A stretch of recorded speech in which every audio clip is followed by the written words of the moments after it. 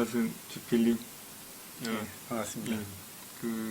그동안 기자 생활 쭉 해오시면서 어떤 언론인으로서 우리 한국 정치의 앞으로의 나아가야 될 방향에 대해서 좀 원론적이고 또 포괄적이긴 한데 네. 좀 비전 같은 그런 인사이트를 말씀해 주시면 감사합니다. 예, 지금 사실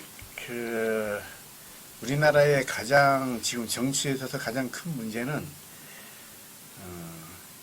양당제, 그리고 승리자가 모든 것을 독점하는 그런 체제, 그리고 이제 대통령 체제, 이게 이제 가장 큰 문제인데, 지금 대한민국 이 헌법이 87년도에 만들어졌죠. 지금 상당히 오랫동안 그 헌법으로 우리 국민들의 다양한 목소리를 대변하기에는 이미 그 시대의 헌법이 되어버렸어요. 이걸 바꿔야 되는데, 이걸 바꾸지 않으면 지금 우리가 가지고 있는 모든 그 문제가 계속 되풀이 될 거예요. 육공화국 들어서면서 뭐 잘 아시겠지만 지금 그 육공화국의 첫 번째 대통령 노태우 대통령 같은 경우는 지금 법령이 예우하는 대통령의 예우를 박탈당했고, 뭐 본인은 이제 구속까지 됐었고, 그 이후에 김영삼, 김대중 대통령 같은 경우는 대통령 재임 기간에 자기 자녀들이 감옥에 구속되는 그런 상황을 지켜봐야 됐고, 그 이후에 노무현 대통령 같은 경우는 뭐 잘 아시다시피 이제 극단적인 선택을 하고 지금 구인이 되셨는데, 그 이후에 이명박 박근혜 대통령은 지금도 이제 감옥에 계시고, 문재인 대통령도 아마 퇴임 이후에 지금 뭐 갖가지 의혹들 불거져 나오는 거 보니까 온전할 것 같지가 않은데, 그렇다면 다음 대통령이 어떤 분이 대통령이 되면 그런 대통령의 불행의 악순환 구조를 과연 끊어낼 수 있을까? 제가 볼 적에는 어림도 없다고 생각되거든요. 그러니까 아마 석가모니나 예수님이 오셔도 그분이 대통령을 하셔도 피해가기 어려울 거예요. 그러니까 이건 분명히 제도상의 문제가 있는 거거든요. 이 제도를 바꾸지 않는 한 이 대한민국의 정치는 발전할 수 없다. 그래서 이 대통령제, 사실 이 대통령제를 지금 87년 체제에서 바꿔야 되는데, 근데 바꾸지 않고 단지 간선제를 직선제로만 전환시켰을 뿐이거든요. 그러니까 제왕적 대통령, 그러니까 박정희와 전두환 시대에 누려왔던 그 제왕적 대통령의 권한을 그대로 가져오면서 단지 선출 방식만 바꾸는 그런 헌법이 됐기 때문에 이런 문제가 된 건데, 이제는 분권형 대통령제를 고민해야 되지 않을까 이렇게 생각을 합니다. 그러니까 지금 여태까지 말씀하신 거는 헌법이 구시대적이라는 말씀은 권력이 집중돼 있어서 그렇죠. 그게 네. 문제다. 네. 그거 이외에는 어떤 또 중요한 어떤 헌법에 어떤 문제가 있을까요? 이제 헌법상의 문제라기보다도 이제 지금 대통령제 중심제로 가다 보니까 이게 양당제가 되어 있잖아요. 이거를 이제 다당제로 변환시켜야 되는데, 그러려면은 뭐 당연히 지금 지난번에 준연동형 비례대표제가 이제 만들어지긴 했는데, 이것을 100% 완전한 100% 연동형제로 이제 바꿔야 되지 않을까 이렇게 생각합니다. 대통령의 권한이 세서 양당제가 시스템화돼 있다. 이거는 어떻게 이해를 해야 될까요? 그게 어떤 예. 이게 대통령제를 하다 보면 대통령제 잘 아시다시피 미국도 마찬가지지만 이 대통령제는 사실은 양당제를 기반으로 하고 출발하는 거예요. 그러니까 상대방이 잘하면 뭐 그거 괜찮은데, 잘못하면 이쪽은 아무것도 안 했는데 지지율이 올라가고, 그러니까 국민들의 분열은 이제 극과 극으로 이제 대립이 되죠. 저쪽 아니면 이쪽, 이 편 아니면 우리 편, 뭐 이렇게 되는 건데 그러다 보니까 국민 갈등이 상당히 극심해지는데 이게 어떤 그 부작용을 초래하느냐 그러면 대통령의 집권 세력이 아주 정말 잘못하고 있을 때, 그러니까 레임덕이 이제 불거지면 사실은 반사 이득을 야당이 얻는데 아주 묘하게도 이게 중간지대에 있는 사람이 득을 얻는 경우가 많이 있어요. 예를 들면 노무현 대통령이 완전히 막 정말 정말 막 이렇게 잘못했을 때 그때 누가 떴는지 아세요? 고건 금수리 대세론이 갑자기 터져 나왔어요. 그러니까 집권 세력이 잘못했으니까 야당이 사실은 반사 이득을 얻기는 하는데 그런데 그 중간 단계로 고건이라는 사람이 대세론이 형성됐어요. 물론 출마하지는 못했지만.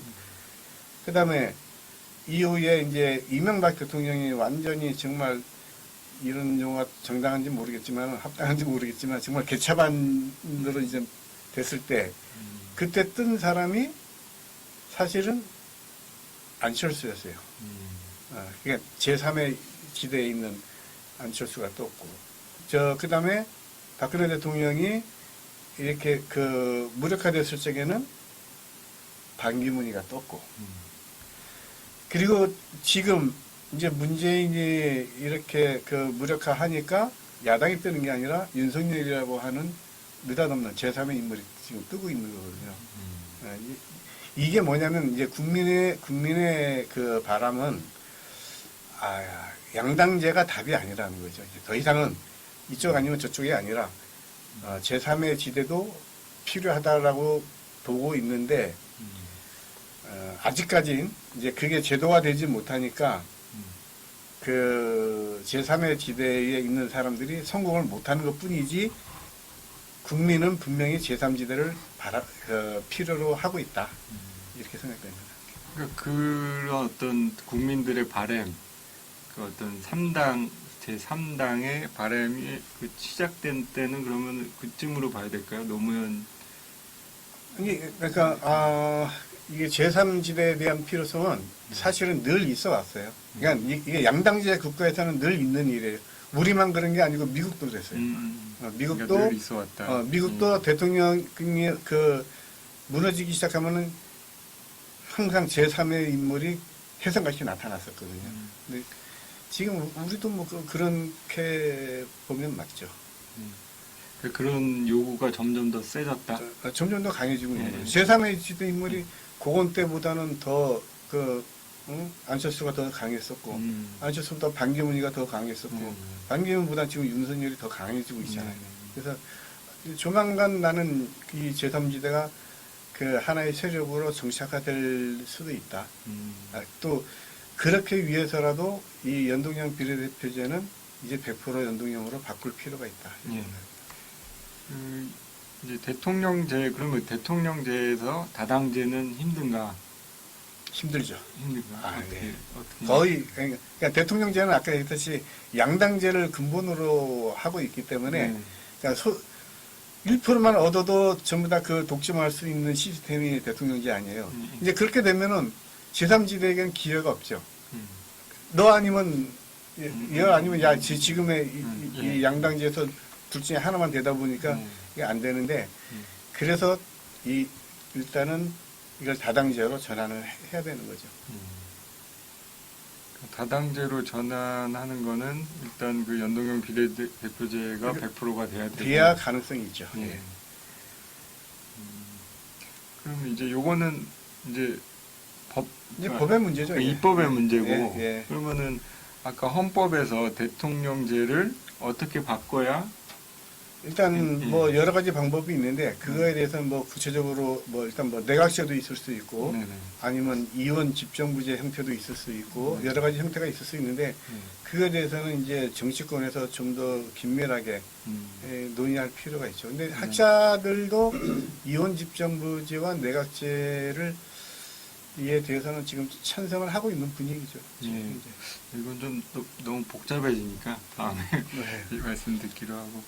그러면 이제 지난 보궐선거 때 예. 이제 제가 봤을 때 이제 20대 유권자들이 남자는 약간 뭐 4.5% 5%고 여자는 15% 가까이가 3당을 그러니까 예, 양당 예, 이외의 예, 당을 예. 찍었거든요. 예. 이거는 젊은 사람들은 어떤 이미 다원화에 익숙해져 있다. 이렇게 해석이 그거보다도 되는데, 제가 볼 적에는 이거는 이준석 그 한 사람의 책임이 굉장히 커요. 사실 이번 지방선거 때 가장 분노한 세력이 20대예요.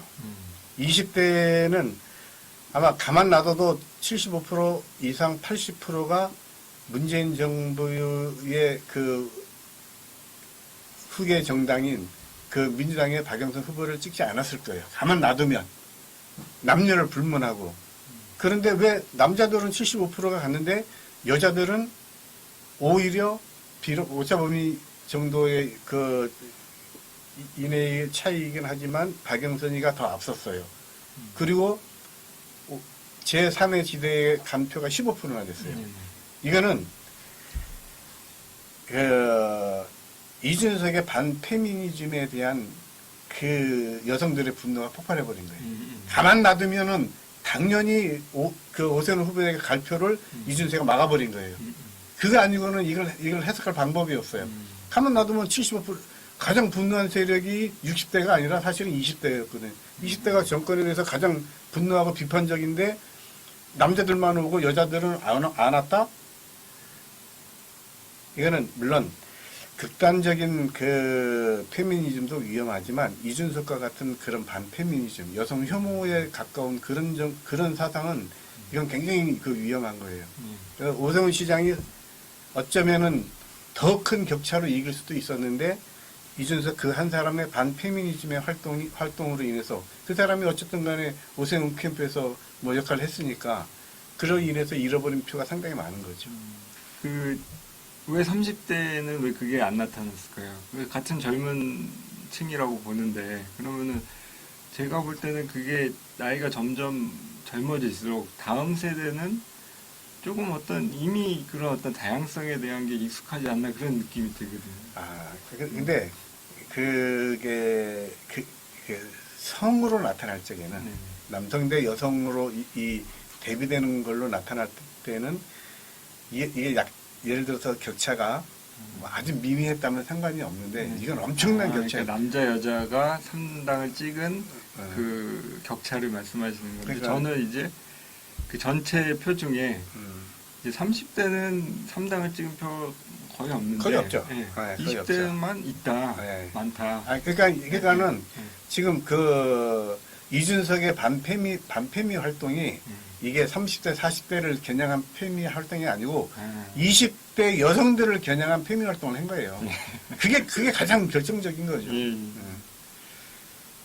남자들이 그래도 20대 남자들이 4.5% 3당을 찍었다. 이거는 또 어떻게 봐야 될까요? 그 정도라면 이제 다양성이 표출되는 거죠. 그 정도라면. 예.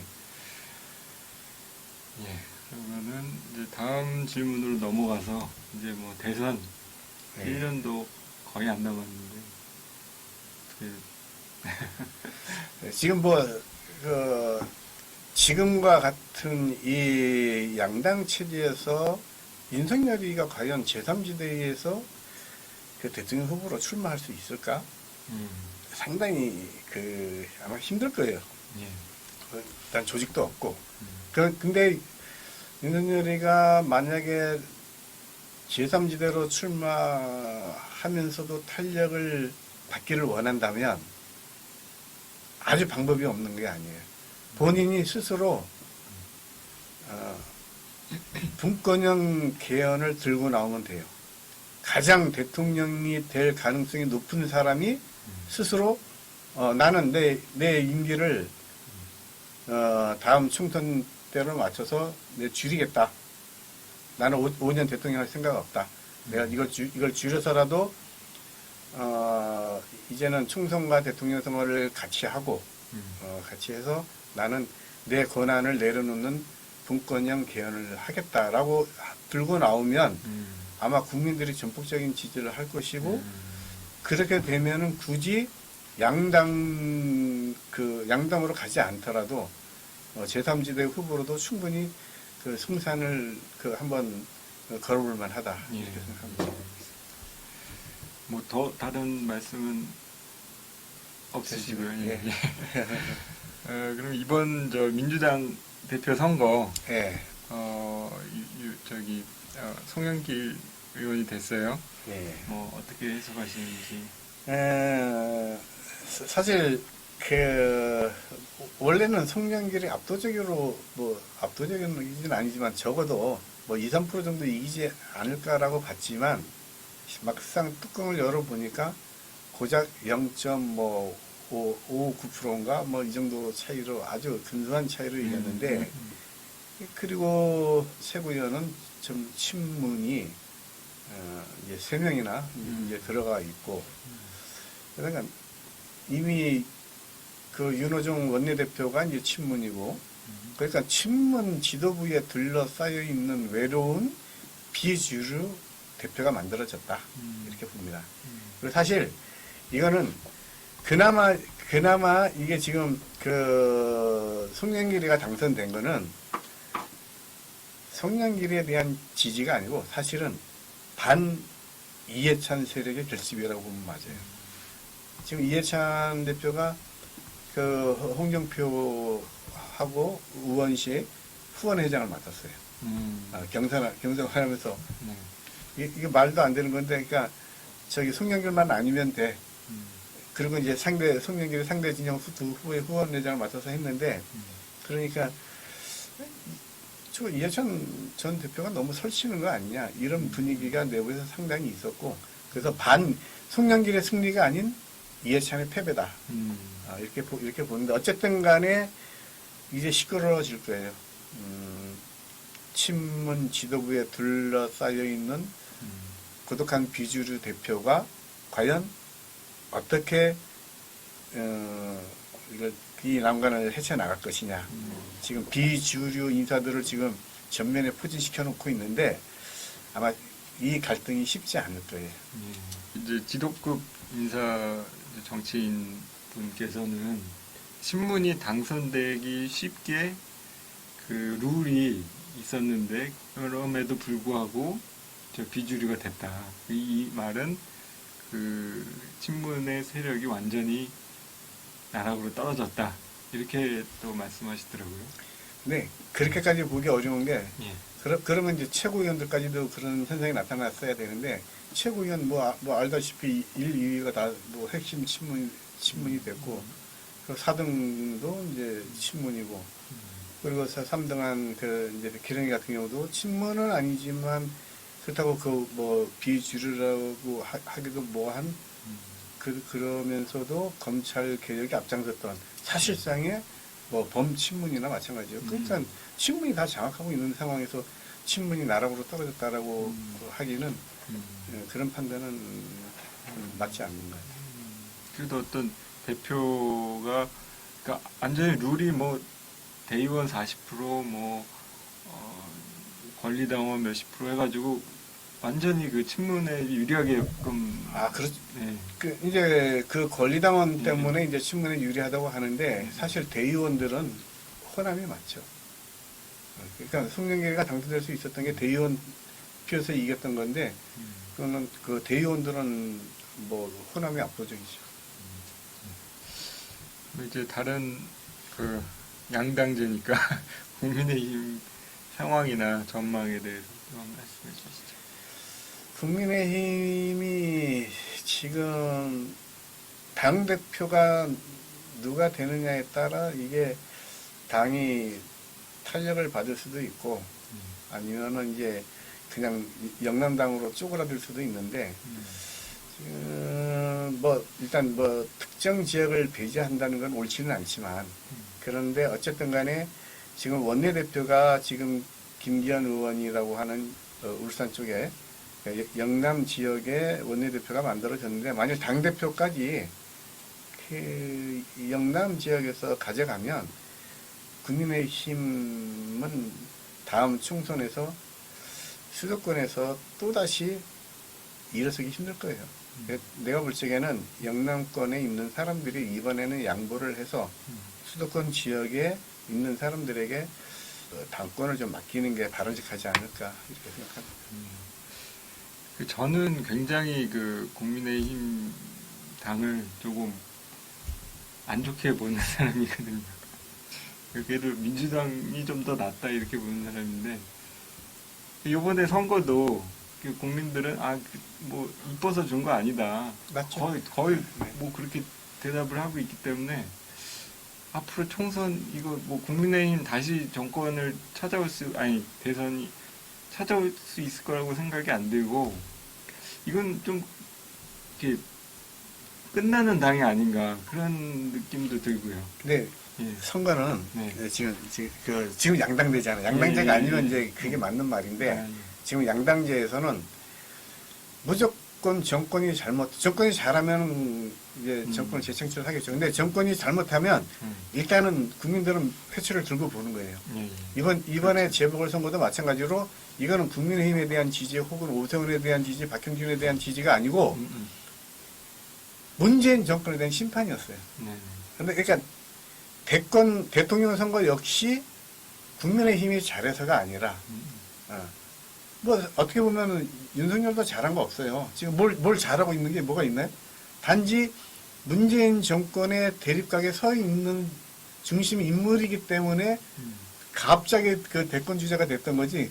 뭐 윤석열이가 뭐 잘해서 뭐 국가 뭐 발전을 위해서 뭐 정책을 제시한 것도 아니고 비전을 내놓은 것도 아닌데 뜨고 있는 거는 정권에 대한 심판이다. 그렇기 때문에 윤석열이 만약에 무너지더라도 무조건 이번에는 정권은 넘어가게 돼 있어요.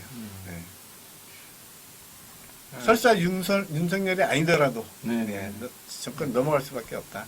그러니까 이제 윤석열 전 총장은 어떤 정의의 이미지가 강하잖아요. 그런 그렇죠. 게 좀 많이 부각이 되는 것 같고. 그럼 이번에 검찰총장 임명에 대해서 또 어떻게 생각하시는지? 그냥 그 조국, 추미애, 박범계로 이어지는 그런 짓을 계속 하겠다고 하는 선언이나 마찬가지죠. 그러니까 검찰 개혁이라는 명분으로 어쨌든 검수완박을 하겠다는 거고 검찰을 무력화해서 현재 정권의 핵심을 향하고 있는 그 권력형 비리 수사를 어떻게든 뭉개버리려고 하는 그런 의도가 강하다 이렇게 봅니다. 근데 이제 그동안에 쭉 지켜보면 검찰은 또 그동안에 비리도 많았고 많았지. 검찰이 지금 국민들이 검찰을 생각할 때 한쪽은 잘 하고 있다. 한쪽은 이거는 비리다.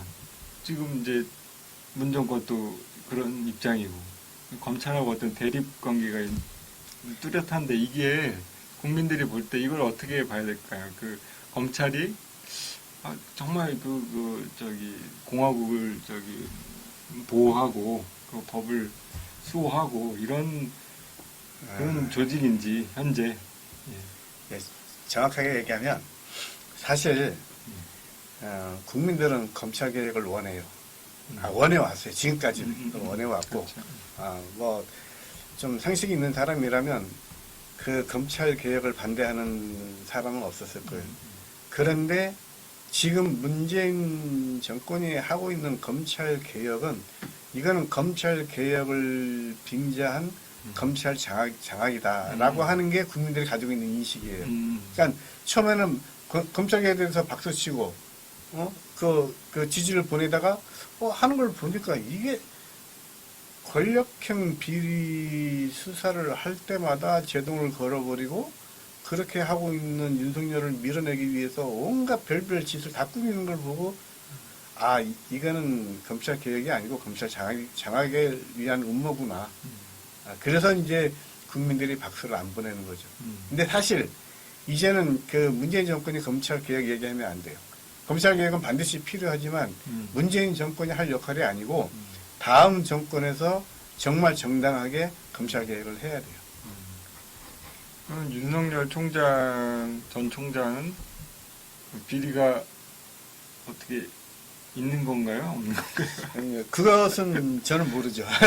그건 나중에 뭐 비리가 만약에 있다면은 뭐 검찰이 또 수사를 하지 않겠어요. 지금 단정적으로 이 사람이 어떤 인물이다라고 하기에는 노출된 정보가 아직은 적죠. 네.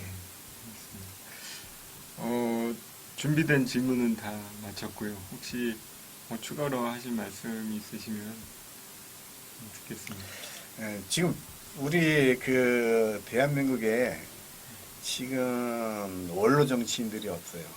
국민의 존경을 받는 원로 정치인들이 없는데 나는 그런 분들이 좀 있었으면 좋겠다. 뭐 존경받는 원로 정치인.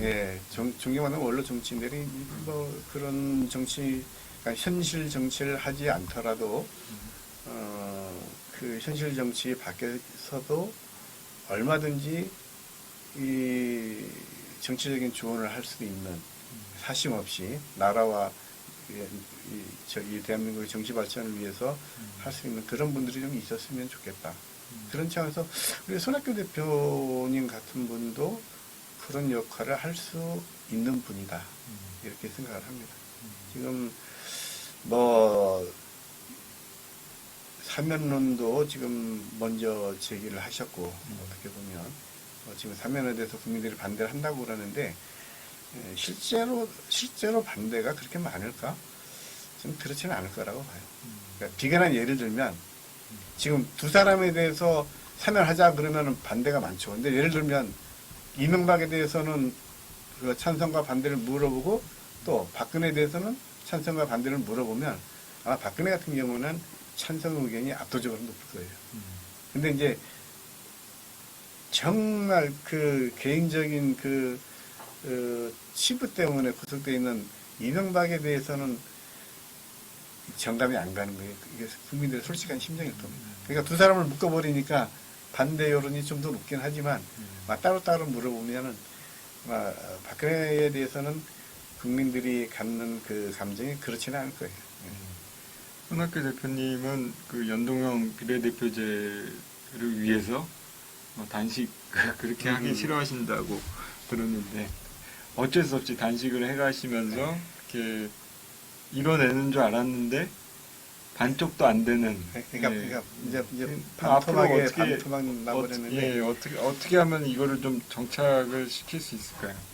나는 이거를 이제는 국민의힘에서 먼저 이걸 들고 나와야 된다고 생각해요. 이거 개정을 자기들이 들고 나와서 우리 이거 바꾸자. 우리가 위성정당 만들었던 거 잘못했다. 반성하면서 사실 국민의힘이 만약에 그때 위성정당 안 만들었으면 수도권에서 이렇게 괴멸당하지 않았어요. 왜냐하면 그때 조국 사태로 인해 가지고 국민들의 반감이 굉장히 높아지는 시점에 황교안 대표가 엉뚱하게 이게 이게 꼼수가 아니라 묘수다라고 그러면서 위성정당 만드는 바람에 여론이 확 돌아서 가지고 수도권에서 지금 괴멸당해 버렸잖아요. 그거에 대해서 반성하고 우리 위성정당 이제 만들지 않겠다 선언을 하고 그리고 이거 잘못된 이 제도를 바로잡자라고 하면 민주당도 지금 상황에서 어쩔 수 없이 끌려갈 수밖에 없을 거예요. 그 주도권을 국민의힘 다음 대표가 혹은 김기현 원내대표도 그런 주도권을 쥐고 이거 법 개정 움직임을 해 나가야 된다 이렇게 생각을 해요. 그러면 될 수도 있어요. 오늘 말씀 잘 들었습니다. 다음에 또 모일 수 있으면 좋겠습니다. 다음에 또 듣기로 하고요. 저희 진희찬의 정치TV는 또 다른 언론인들을 모셔서 또 말씀을 듣는 자리를 만들겠습니다. 감사합니다.